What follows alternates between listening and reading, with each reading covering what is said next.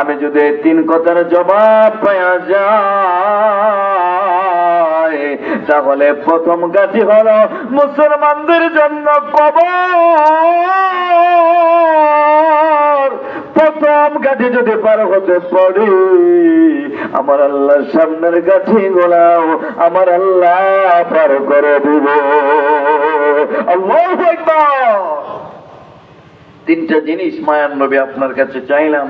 আল্লাহ রাসূল বললেন, ও খাদিজা, দুনিয়ার স্বামীর কাছে স্ত্রীগুলোতে অনেক সুন্দর সুন্দর জিনিস চায়, কেউ স্বর্ণ অলংকার চায়, কেউ দামি কাপড় চায়, কিন্তু তুমি এই 3টা জিনিস কেন চাইলা? এইটার গুরুত্বটা কি আমাকে একটু জানাও, বলুন না সুবহানাল্লাহ।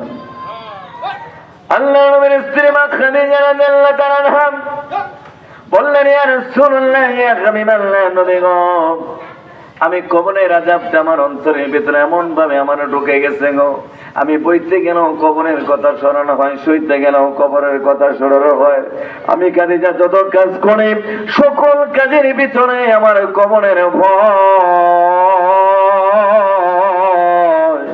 আমার অন্তরের ভিতরে শুধু জাগ্রত হয়।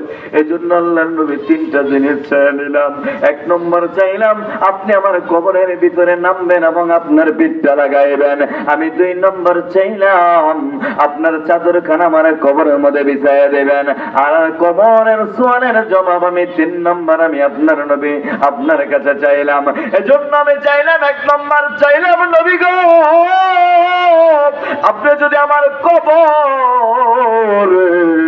আপনি যদি একবার আমার কবরের ভিতরে পিঠ লাগান, আপনার পিঠের সম্মানে, আপনার পিঠের স্পর্শের কারণে কবরের মাটির মধ্যে আমার আল্লাহ তাআলা কিয়ামত পর্যন্ত জাহান্নামের আগুন দেবে না। ও নবী গো, আমি 2 নম্বর চাইলাম আপনার চাদরখানা আমার কবরে বিছায়া দিবেন। যদি আপনার চাদরখানা কবরে বিছায়া দেওয়া হয়, আপনার চাদরের যে প্রসার হয়েছে, এই প্রসার পর্যন্ত ওই মাটিটা আপনার চাদরের সম্মানে আসমানের মালিক, জমিনের মালিক কাবারত আমার মাটিতে কবরের মাটি চাপ দিবে না। এজন্য 2 নম্বর এটা চাইলাম, নবী গো। আর কবরের ভিতরে সোয়ালের জবাব যদি পাওয়া যায়, তাহলে আমার প্রথম কবর হলো প্রথম কাঠি। এই কবরের সোয়াল যদি আমি পাওয়া যায়, সামনের কাঠি গুলা আসমানের মালিক, জমিনের মালিক আমার আল্লাহ তাআলা এমনিই পার করে দিবে। আবারও বলি সুবহানাল্লাহ।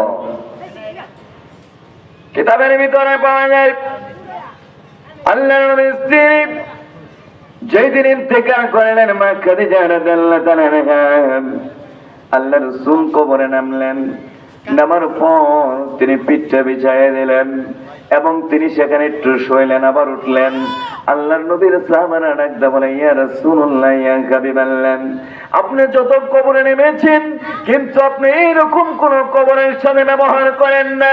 কিন্তু আজকে কেন এই কবরের সাথে আপনি এমন ব্যবহার করেন? আপনি প্রথমে কবরে নামলেন, আপনি কবরের ভিতরে শুয়ে গেলেন, আবার উঠলেন এবং আপনার চাদরখানা বিছাইয়া দিলেন। এইগুলো করার কারণ কি? আল্লাহর নবী বললেন, সাহাবারা জানো না,